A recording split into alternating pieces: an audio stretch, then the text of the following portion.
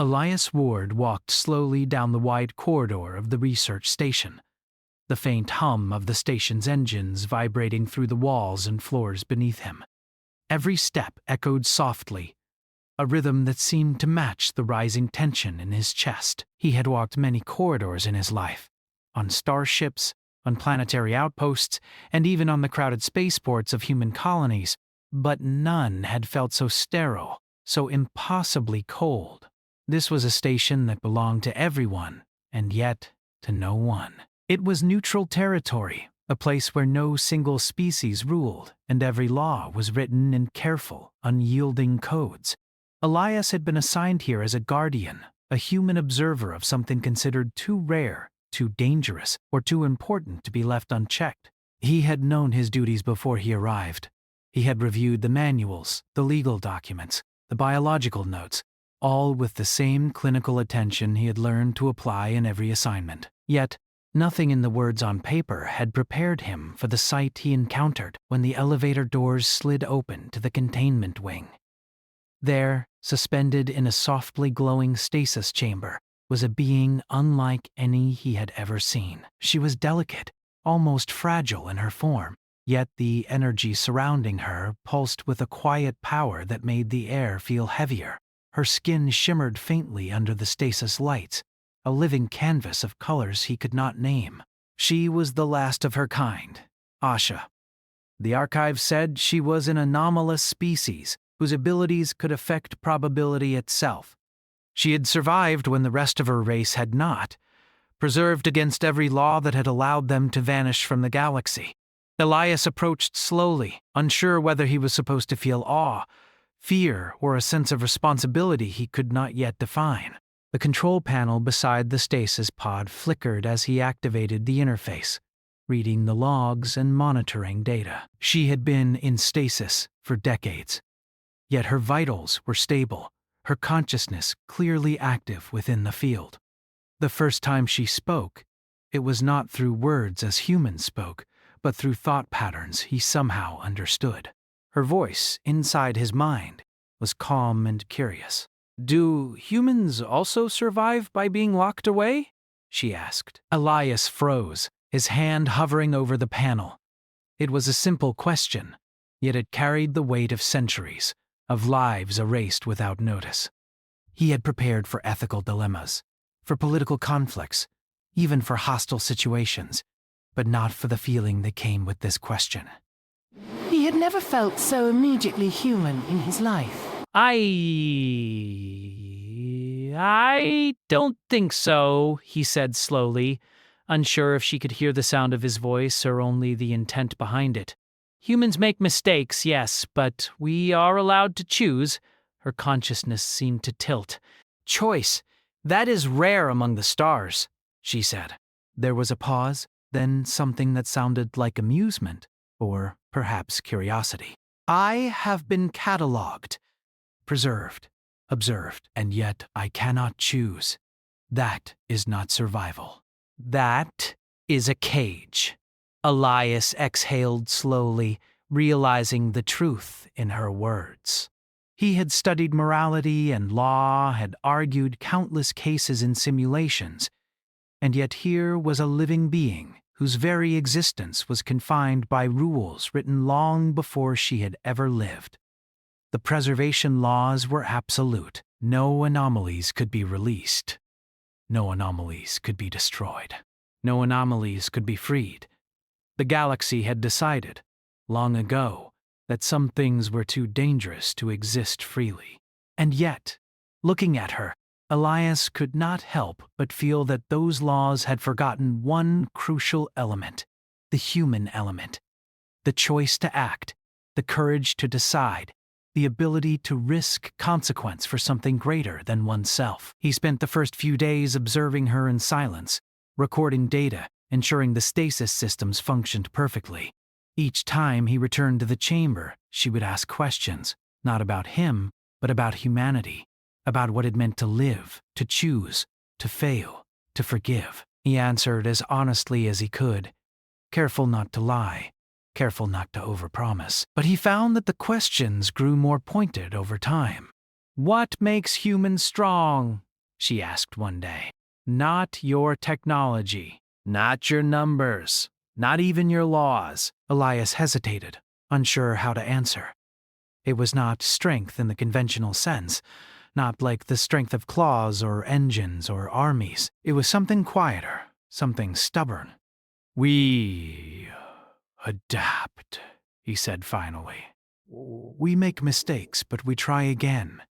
We see problems, and we try to fix them. Even when the rules say we cannot, she remained quiet for a long while after that, her thoughts drifting, analyzing, understanding. When she finally spoke again, it was not in question, but in reflection. A species that defies its own limits. Interesting. Perhaps dangerous. Perhaps hopeful. Days turned into weeks, and Elias found himself thinking less about his duties as a guardian and more about what it meant to be human. He had been trained to be impartial, to follow law, to report and observe without interference, but the very act of observing Asha was teaching him something he could not unlearn. There was a subtle rebellion in her eyes, a quiet insistence on existence beyond categorization, and in turn, he felt his own mind expand in ways he could not have predicted. He learned her patterns, how she responded to questions, how she analyzed risk, how she could simulate possible outcomes within the stasis field without ever moving a muscle. She was brilliant in ways that computers could not match, in ways that aliens had failed to comprehend. And yet, she was alone. The last of her kind. A relic of a civilization erased by rules, by fear, by caution taken too far. Elias knew deep down that the preservation laws had never truly anticipated humanity. They were written by species who valued compliance, calculation, and certainty above all else. But humans valued choice. Humans valued responsibility. Humans were stubborn, curious, and sometimes reckless in ways that scared other species. And it was precisely these traits that now made Elias question everything he had learned. One evening, as the station's artificial night cycle dimmed the lights to a soft blue, Elias stood before the stasis chamber and said aloud, though he was not certain if she could hear him, "You don't have to be alone forever. I don't know how yet, but I will try. I will find a way to make sure you are more than just preserved, more than just a catalog entry." Asha's response was quiet, almost imperceptible. "You would risk—" "For me?" He hesitated, feeling the weight of his own words. To risk meant more than breaking rules. To risk meant facing the entire coalition, the laws that governed thousands of civilizations, and the certainty of reprisal. And yet, he nodded. "If I do nothing, nothing changes. If I act, maybe something better can exist." Her awareness seemed to brighten, a subtle shift in the stasis field that he could feel even through the containment shields. "Humans," she whispered, almost to herself. "Curious, defiant, boundless. Perhaps the galaxy has been wrong about you." Elias smiled faintly, though he felt the heaviness of the coming days pressing against him. The first step had been taken, quietly, without fanfare or observation. He had spoken truth, and she had heard it. He had acknowledged her existence not as an object, not as a curiosity, but as a being capable of choice. And in that moment, he realized that the real work was only beginning. Every day after that, Elias would bring small items from human life into the observation room. Books, music, art, and even simple games. He shared with her the joy of learning, the thrill of uncertainty, and the quiet strength found in ethical choice. She absorbed everything with rapid comprehension, her probability-altering awareness subtly shifting as she began to imagine possibilities beyond the constraints of her stasis. And Elias, in turn, learned from her. He learned patience, curiosity, and the deep moral courage that comes from caring about a life not your own. He understood that the greatest threat was not always destruction, and the greatest strength was not always power. Sometimes, the quiet defiance of one human could begin to change the universe. By the end of the first month, Elias stood again before the chamber, and allowed himself a rare thought of hope. Perhaps, just perhaps, he could find a way to rewrite what the galaxy believed about humans and about choice. Perhaps he could show that a single guardian, guided by conscience, could make a difference where laws and protocols had failed. And Asha, the last of her kind, continued to watch him with curiosity and quiet admiration. Together, they were beginning something the galaxy had never anticipated: the possibility that humanity's defining trait, its will to choose, was not just a quirk, but a force that could reshape even the strictest of cosmic orders. The corridor lights dimmed, the hum of the station pulsed steadily, and Elias knew one thing for certain: the journey had begun, and nothing would ever be the same again.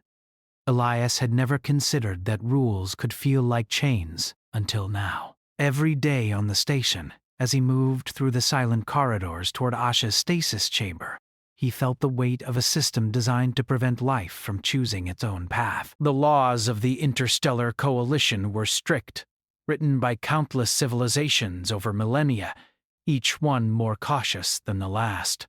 They had codified fear into rules, caution into regulations, and control into moral authority. Asha existed within this structure, her every moment constrained, her existence dictated by systems that understood everything except choice.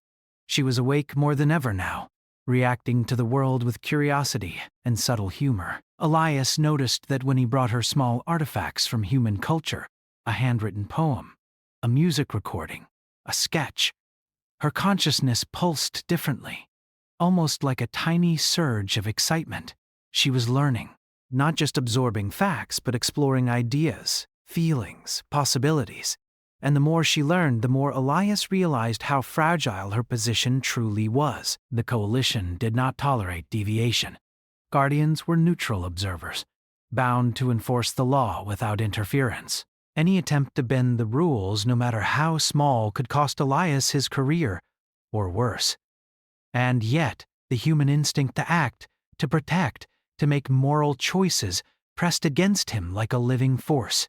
He had spent hours studying the laws, looking for loopholes. He learned that the preservation laws were written by species that evolved as collective minds, species that valued obedience and long-term survival over individual freedom. They had survived by preventing anomalies from acting freely, by cataloging, observing, and controlling. Asha had survived because of chance, not law, and that made her dangerous in the eyes of the Coalition. One morning, as the artificial sun rose on the station's observation deck, Elias entered the chamber and found her eyes open, faintly glowing with awareness. "Good morning," she said, her voice calm yet direct. "You bring me more things today? I thought you might like a story," Elias replied. He held up a small, holographic book of human folk tales, stories humans tell to understand themselves, to understand the world. Some are true, some are not. Some are lessons. Asha's gaze followed the holograms, tracking the moving images, absorbing the words. "Your species tells stories to survive?" she asked. "Sometimes," Elias said, smiling faintly. "Sometimes we tell stories to remember who we are, even when the rules tell us what we must be." She tilted her head, considering this. Rules, yes, they seem protective, yet suffocating. "I have been told that humans follow laws strictly, yet you seem different." Elias paused, feeling the truth in her observation. "Humans follow rules, yes, but sometimes we break them if the rules conflict with what we know is right." Her awareness seemed to brighten at this, though it was subtle, almost imperceptible. "Break rules for morality. Fascinating. Dangerous. Perhaps worthy." Elias had spent months compiling every fact he could about Asha's species, about the events that had led to their extinction. It was not war, disease, or starvation that had ended her civilization. It was bureaucracy, oversight, and the suffocating weight of rules that left no room for choice. One species had decided that the anomalies within Asha's kind were too unpredictable, too dangerous, and so they were catalogued, studied, and eventually erased. She was the last because someone had chosen control over life, and the rest had simply disappeared into the archives. Now, standing before her, Elias felt the impossible weight of responsibility. He was human, yes, but humans had a reputation for empathy, for courage, for moral defiance when necessary.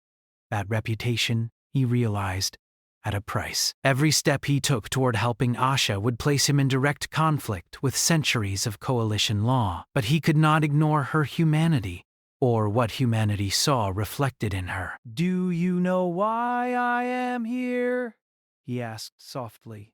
"To observe, to protect, to ensure the laws are followed," she said almost automatically. "I have read the records. You are a guardian. Dale breedings, bound by neutrality. Yet you hesitate. I sense choice in you." Elias swallowed. Choice. That's what humans value, even when the rules say otherwise, even when it is easier to follow them blindly. Sometimes choice is the only way to survive ethically. She considered his words carefully. Ethical survival, that is rare. Few species value it above preservation. Most obey the law without question, and yet you risk. You care. You defy, subtly with restraint. Subtlety is our first tool, Elias said. If I am careless, I could destroy more than just my career. I could destroy your life. Asha seemed to reflect on this, silent for several minutes. Then she spoke with quiet intensity. Perhaps humans are unpredictable. Perhaps you are more dangerous than the laws imagine. And yet, I feel home. Elias had not heard that word in a long time, and he realized that she had just given him a gift far greater than any artifact he could have brought. Her trust was rare.